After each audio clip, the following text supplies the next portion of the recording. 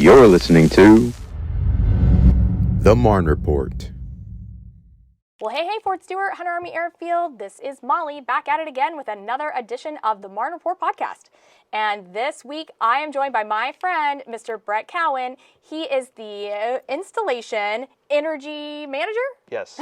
Awesome. And you work for the Director of Public Works, right? Correct. Sweet. Well, thanks for being on the show with me. Yep. Thank you for having me. Awesome. So this week, I would like to talk to you about Energy Action Month, right? It happens every single year in the month of October. Correct. Yep. Cool. But before we get into that, can you tell me a little bit about what an installation energy manager does? Sure. Basically, my job is to, for one, improve the energy efficiency and reduce the energy consumption, and also water as well, of the entire installation. And I can do that in all sorts of ways. You know, I can try to track utility usage and see where there could be potential savings at a facility level. I can pursue various types of energy projects, including renewables. Cool. That can kind of help us reduce that or get us away from fossil fuels. Yeah. So pretty much all sorts of things to improve the base's overall energy efficiency. Awesome. And just improve the environment. Yep. Way to go, Brett. You got a cool job. Yep, thank you. Somebody's got to do it, right? And you're doing it. So that's awesome. Okay, so back to Energy Action Month. Tell me a little bit what is it, and why is it observed every October? I've actually never looked into the history of the, why is it chosen in October. But usually it's a big push by the Army for just energy awareness for everyone who works or is both in the Army or working for the Army.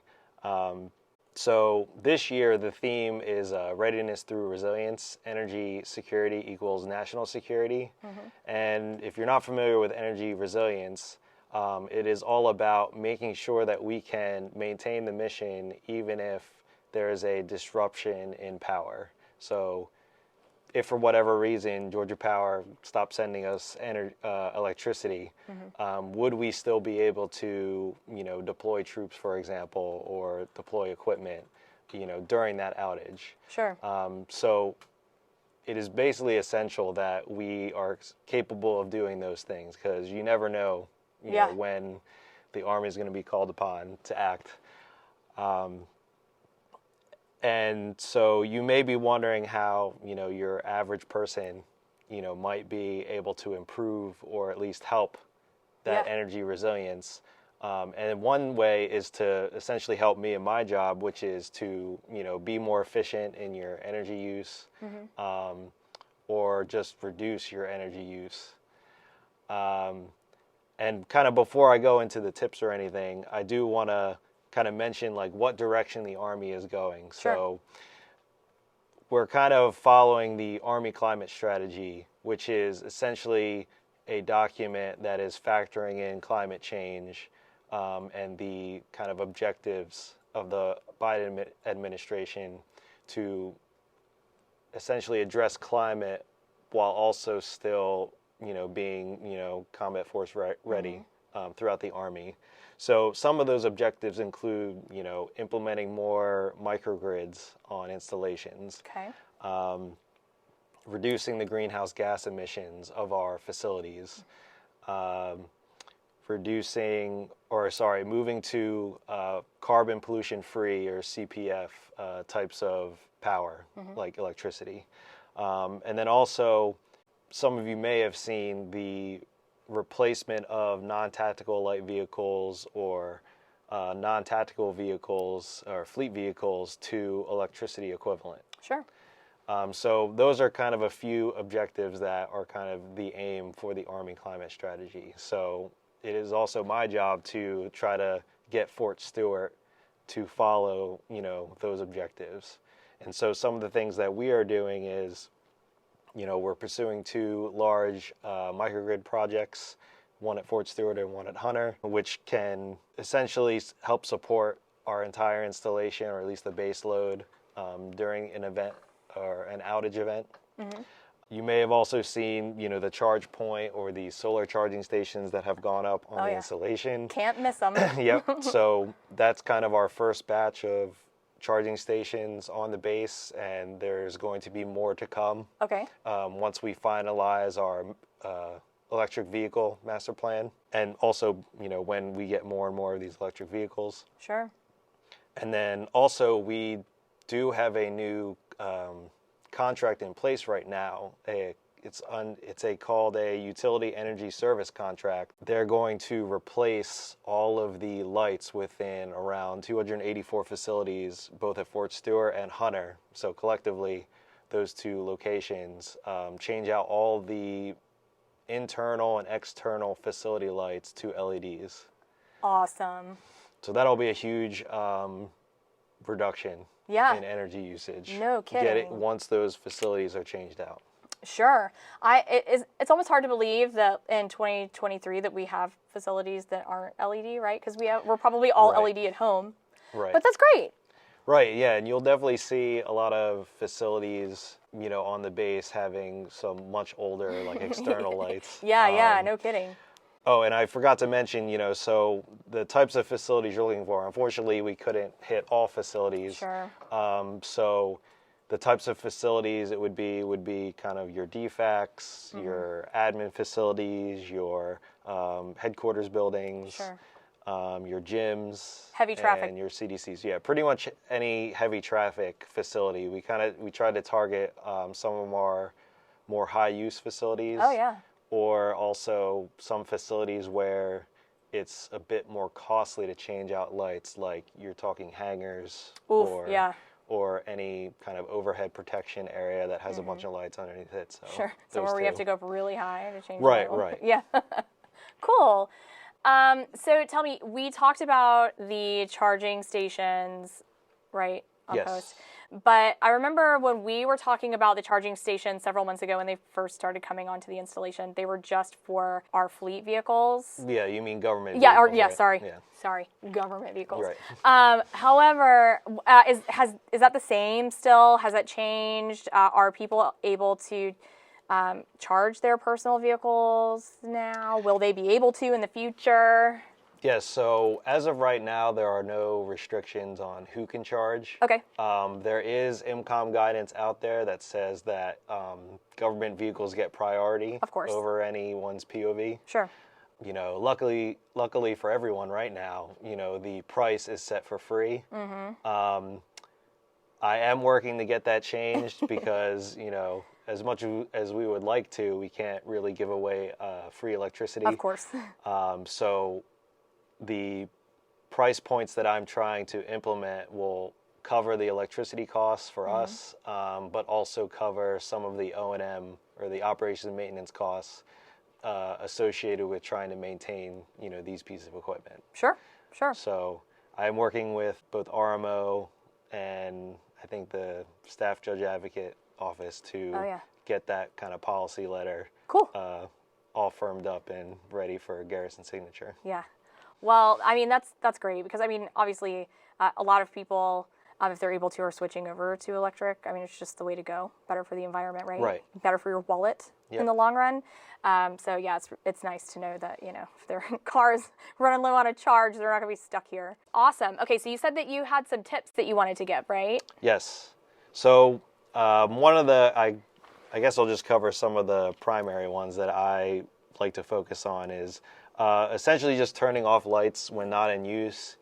This can go from, like a conference room in your building or maybe just a bedroom in your house. You can just shut off those lights.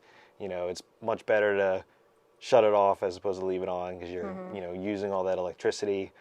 But that also extends to external buildings. I guess you could say one of my pet peeves whenever I'm riding around the installation is seeing a lot of external building lights on in the daytime during the day, and it's just I'm hoping that more people are aware that just shutting off those lights, at least for the day, is a huge energy saver for the base.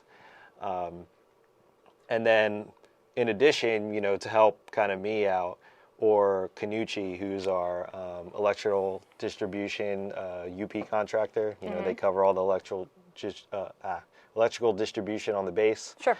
To help them out is that if you see any street light that is on, or parking lot light that is on, or flood light that is on, you know, during the day, you just get the pole number, which is a number like right near the bottom of the pole, and then you call in a service order with that pole number. Awesome. And then Canucci can address it, you know, awesome. get it shut off. All right, so we can be our own installation energy managers, Correct. Right? Like we can take the power and make sure we can help you out a little bit, right? Right. Good.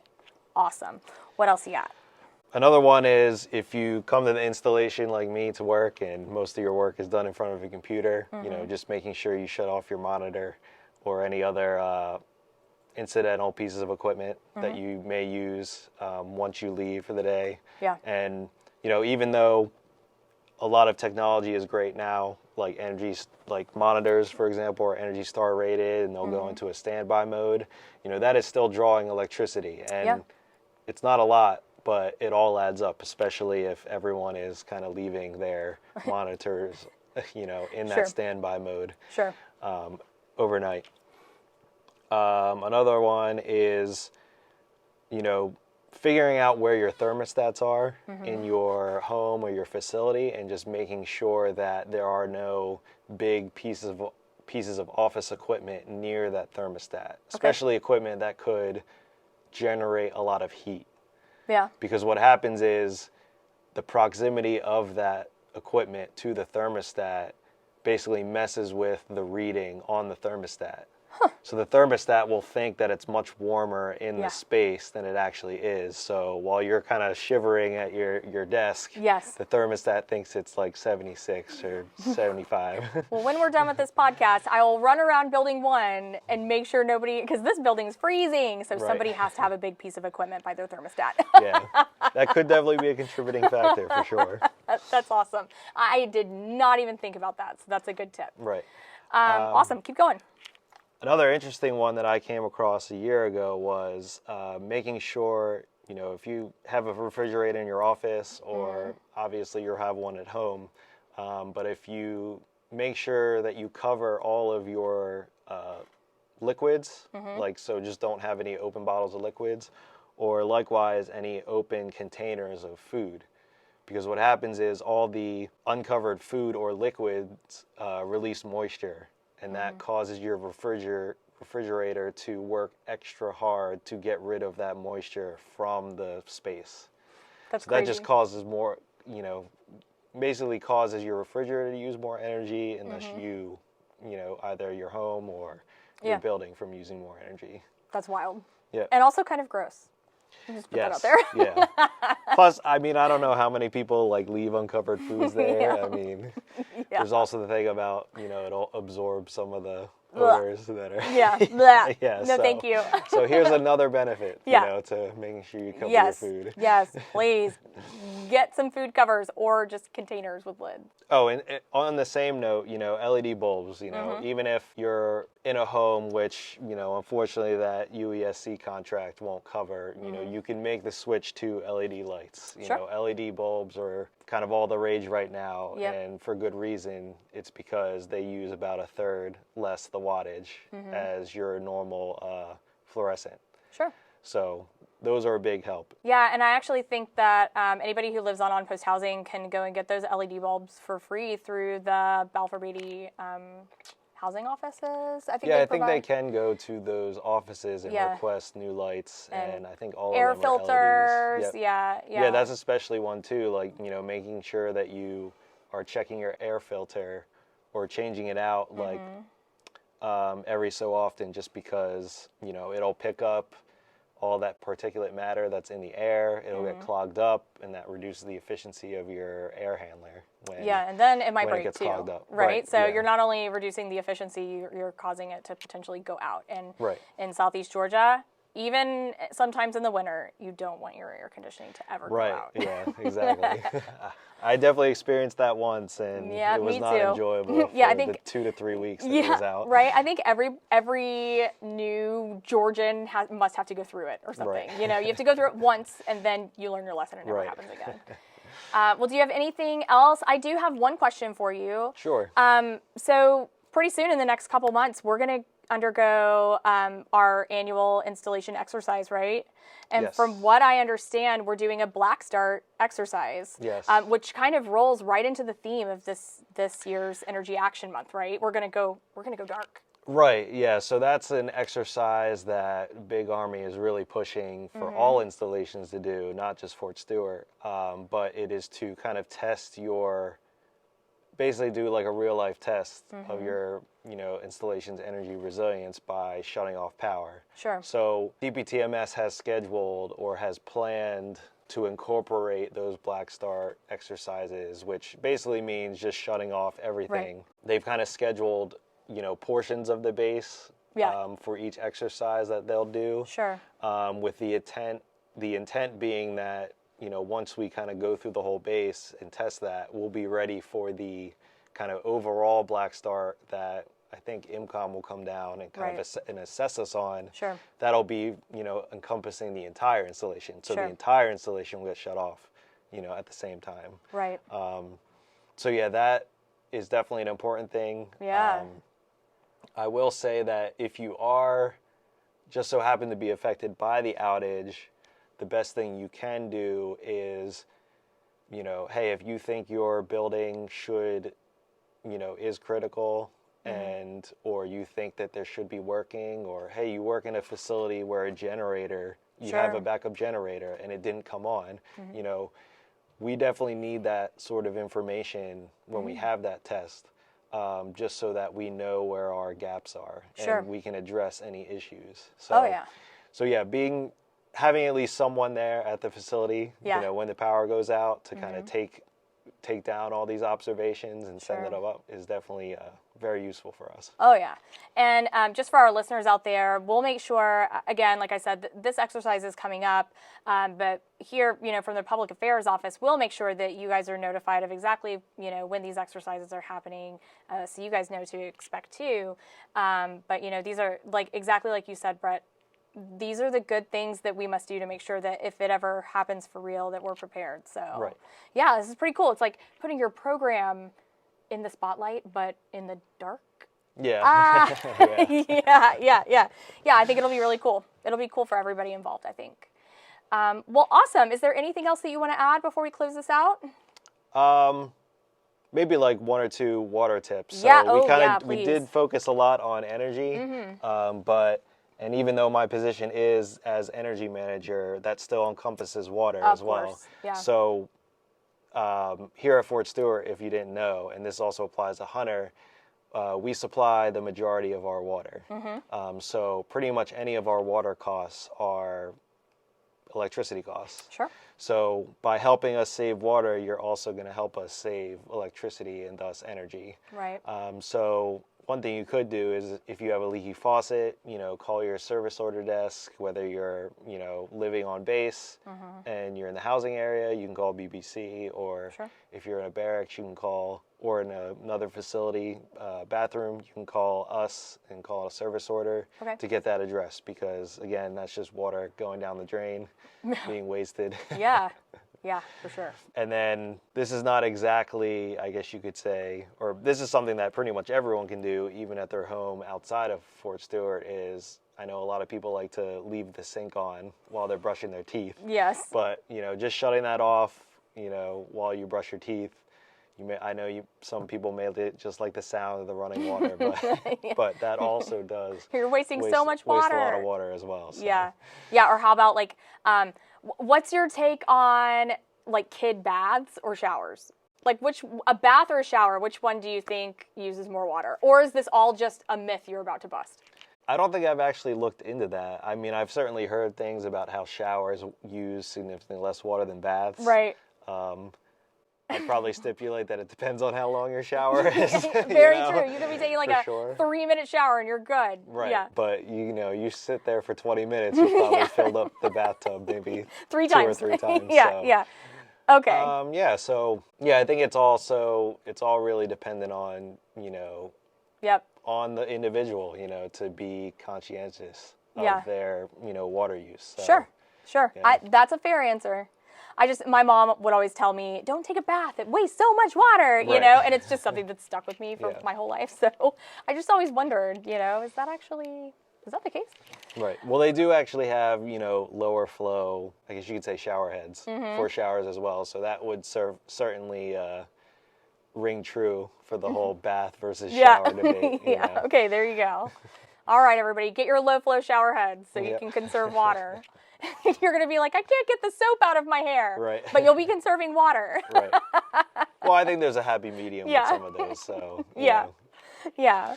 Awesome. Was there anything else you want to add? No, I think I covered up pretty much everything I wanted to Cool. discuss with you. Well, I really do enjoy you coming on the podcast every single year to talk about Energy Action Month, because I do think that it's really important, energy conservation, not just in the month of October, though, right? All year round. Right, exactly. This is just your gentle reminder. Hey, Yeah. you should be doing this. Yeah, even though, the awareness is brought up in October, saving energy and water is kind of a year-round affair, so. Yeah. Yep. Totally agree. Well, this has been great. Thank you so much for coming on the show, Brett. Again, you're welcome back anytime. Yep, thanks for having me. And of course, if you have any questions, you can also get more information off the website, or even just contact me as well. So. All right, everybody. Well, that would be it for this week's edition of the Marne Report podcast. This is Molly, and that is Brett. And we are signing off. If you or someone you know needs crisis support, dial 988.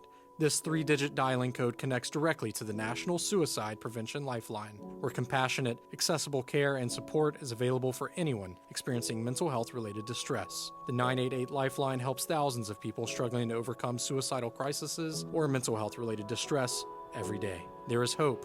Call or text 988 today.